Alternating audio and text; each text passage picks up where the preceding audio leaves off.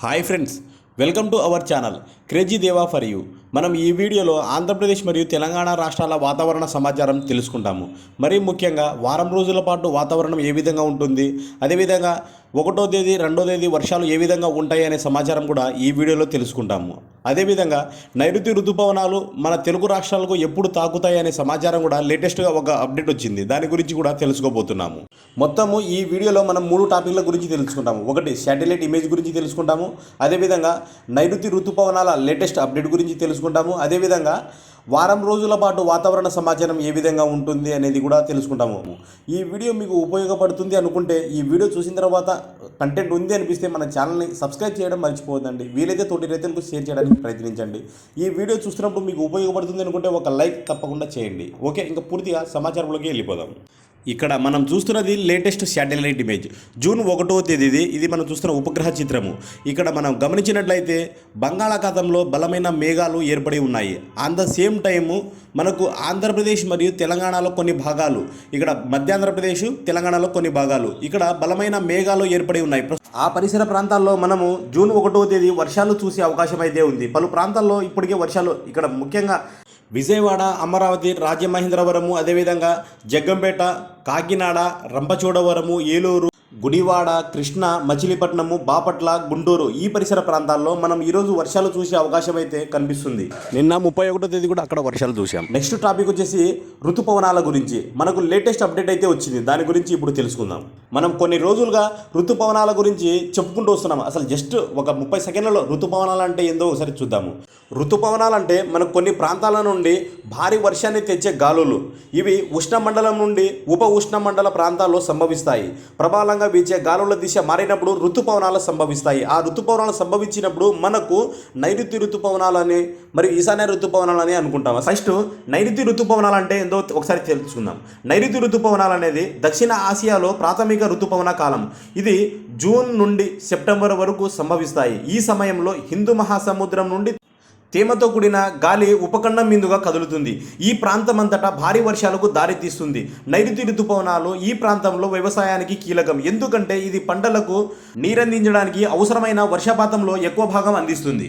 దీన్ని నైరుతి ఋతుపవనాలు ఎందుకంటామంటే పడమర మరియు దక్షిణ మధ్య భాగం నుండి, అంటే నైరుతి భాగం నుండి మనకు ఈశాన్యం వైపు కదులుతుంది కనుక దీన్ని నైరుతి ఋతుపవనాలు అంటాం. మనం ఒకసారి ఇదే ఈశాన్య ఋతుపవనాలు 2023లో చాలా బలహీనంగా ఉన్నాయి. ఎందుకంటే అప్పుడు లాలినో ఏర్పడి ఉంది.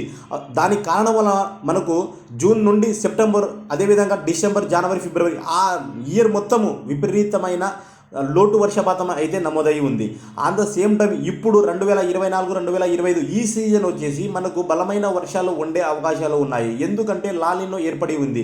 మరీ ముఖ్యంగా మనకు ఈ నైరుతి సీజన్లో బలమైన వర్షాలు ఉండే అవకాశం ఉంది. మనకు పడాల్సిన వర్షం కంటే ఎక్కువ వర్షపాతం నమోదయ్యే అవకాశాలు ఉన్నాయన్నట్టు మనకు ఇప్పుడున్న వెదర్ మోడల్ ప్రకారం కొన్ని వెదర్ మోడల్స్ అప్డేట్స్ అందించాయి. నెక్స్ట్ ఈశాన్య ఋతుపవనాలు అంటే ఏదో ఒకసారి చూద్దాం. ఈశాన్య ఋతుపవనాలు అక్టోబర్ నుండి డిసెంబర్ వరకు వచ్చే ద్వితీయ ఋతుపవన కాలం. ఈ సమయంలో బంగాళాఖాతం నుండి తేమతో కూడిన గాలి భారతదేశం యొక్క తూర్పు తీరం, ఆగ్నేయాసియాలోని ఇతర ప్రాంతాలపై కదులుతుంది. ఈ ప్రాంతంలో వర్షపాతానికి దారితీస్తుంది. నైరుతి ఋతుపవనాల కంటే ఈశాన్య ఋతుపవనాల తీవ్రత తక్కువగా ఉంటుంది. అయితే వ్యవసాయం, నీటి సరఫరాలకు మద్దతు ఇవ్వడంలో ఇది ఇప్పటికీ ముఖ్య పాత్ర పోషిస్తుంది. మొత్తం మీద దక్షిణ ఆసియాలోని 2 రకాల ఋతుపవనాలు ఈ ప్రాంతం యొక్క వాతావరణ, వ్యవసాయ, పర్యావరణ వ్యవస్థపై గణనీయమైన ప్రభావాన్ని చూపుతాయి.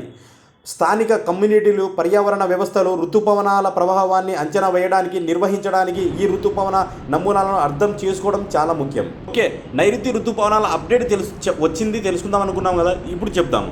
మన భారతదేశంలో నైరుతి ఋతుపవనాలు అనేది మే 30, 31వ తేదీ ఇక్కడ గమనించినట్లయితే కేరళ పరిసర ప్రాంతాల్లో మనకు ఫస్ట్ టచ్ అవడం అయితే జరిగింది. దాని తర్వాత మనం ఏమనుకున్నాము, 2వ తేదీ లేదా 3వ తేదీ ఆంధ్రాని తాకుతుంది అనుకున్నాం. కానీ ఇప్పుడు కొత్తగా మళ్ళీ ఒక అప్డేట్ అయితే వచ్చింది. మనకు జూన్ 5వ తేదీ మరీ ముఖ్యంగా ఆంధ్రప్రదేశ్లోని రాయలసీమ ప్రాంతంలో మనకు జూన్ 5వ తేదీ నైరుతి ఋతుపవనాలు ప్రవేశించే అవకాశాలు ఉన్నాయి. దానికి కారణం వలన మనకు పలు ప్రాంతాల్లో భారీ వర్షాలైతే ఉంటుంది. జూన్ 5వ తేదీ ఆంధ్రప్రదేశ్లోని రాయలసీమ ప్రాంతాల్లో వర్షాలు ఉండే అవకాశం ఉంది. అదేవిధంగా మనకు జూన్ 10వ తేదీ తెలంగాణ మరియు ఉత్తరాంధ్రప్రదేశ్లో మేఘాలు, ఈ నైరుతి ఋతుపవనాలు ప్రవేశించే అవకాశాలు ఉన్నాయి ఇప్పుడున్న వెదర్ మోడల్ ప్రకారం.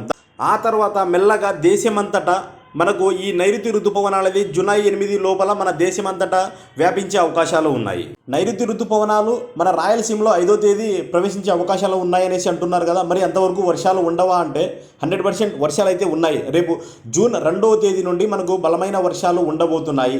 వర్షాలు ఉన్నాయి అనుకున్నాం కదా. ఒకసారి ఈ వారం రోజుల వాతావరణ సమాచారము ఆ మ్యాప్ ఒకసారి గమనిద్దాము. నేను ఇంతకు ముందే వివరించాను, అంత సేమ్ ఇప్పుడు కూడా చెప్పుకుందాము. మన భారతదేశం మొత్తం మీద గమనించుకున్నట్లయితే మనకు ముఖ్యంగా ఇక్కడ దక్షిణ భారతదేశము, అదేవిధంగా ఈస్ట్ తూర్పు భారతదేశం ఈ పరిసర ప్రాంతాల్లో మనకు మంచి వర్షాలు ఈ వచ్చే వారం రోజుల పాటు ఉండబోతున్నాయి.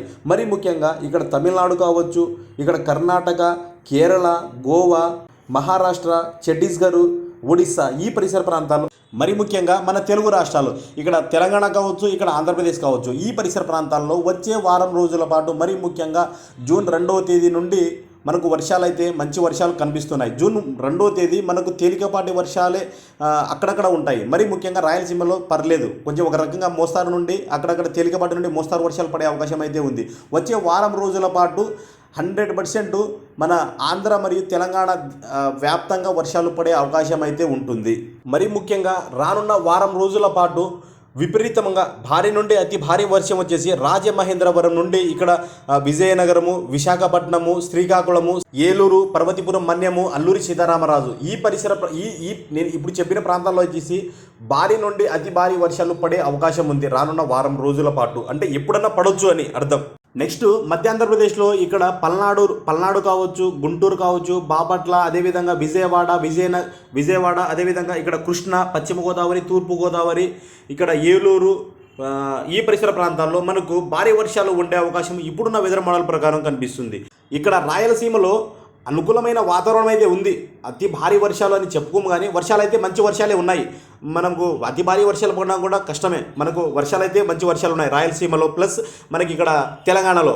అతి భారీ వర్షాలు పడతాయని చెప్పము, కానీ ఒక మోస్తారు నుండి భారీ వర్షాలు ఉండే అవకాశం అయితే తెలంగాణ అంతటా ఒక మోస్తారు నుండి భారీ వర్షాలు ఉండే అవకాశం అయితే ఉంది. ఆంధ్రప్రదేశ్లో మనకు ముఖ్యంగా ఉత్తరాంధ్రప్రదేశ్లో వచ్చేసి భారీ వర్షాలు పడే అవకాశం ఉంది. అతి భారీ వర్షాలు కూడా ఉండే అవకాశం ఉంది మన ఇప్పుడున్న వెదర్ మోడల్ ప్రకారం. మధ్య ఆంధ్రప్రదేశ్లో భారీ వర్షాలు, అదేవిధంగా రాయలసీమలో పడవని కాదు, అది అలా అనేసి తక్కువ వర్షపాతం కూడా కాదు, మంచి వర్షాలు అయితే ఉన్నాయి. అక్కడ మనకు ఉండాల్సిన వర్షం కంటే ఎక్కువ వర్షపాతం నమోదవుతుంది ఇక్కడ ఉత్తరాంధ్రప్రదేశ్లో.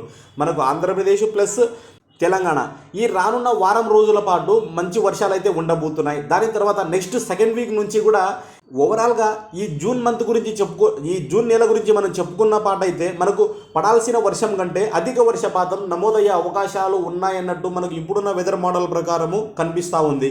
నేను చెప్పదలుచుకున్న విషయం ఇది. దీని మీద మీ అభిప్రాయం ఏందో తెలియజేయండి.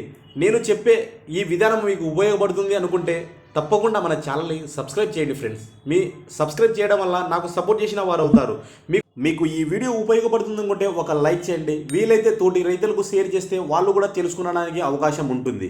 మరొక మంచి అప్డేట్తో మళ్ళీ కలుద్దాము. ఓకే, ఈ వీడియో చివరి వరకు చూసిన ప్రతి వారికి నా మనస్ఫూర్తిగా ధన్యవాదాలు తెలుపుకుంటున్నాను. వీలైతే తోటి రైతులకు షేర్ చేయండి. Okay, thank you for watching this video.